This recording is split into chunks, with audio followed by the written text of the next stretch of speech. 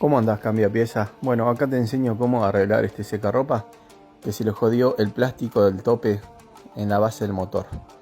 Se te rompe, no te va a andar obviamente porque queda desbalanceado.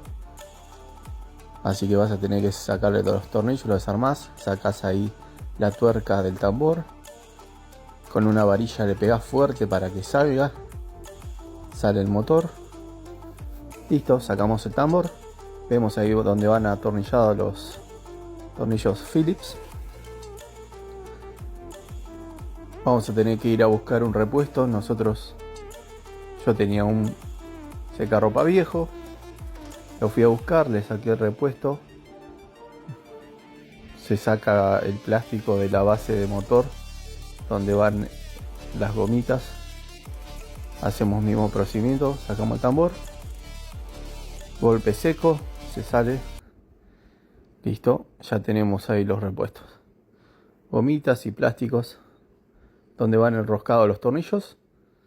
Listo, ahora se lo pone de este lado, lo atornillamos de adentro, el perrito mira, ya queda listo para encastrar el motor.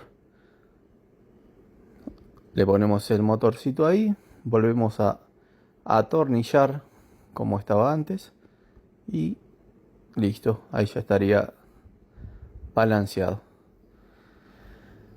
Vemos, ahí le ponemos la perillita, lo armamos todo, probamos a ver si funciona. Bueno, todo ok, vamos a probarlo realmente enchufándolo, a ver si anda bien. Probamos,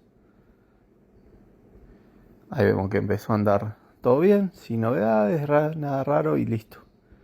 Ahí nos queda funcionando el secarropa por un par de añitos más hasta que se pueda joder alguna gomita, otro plástico.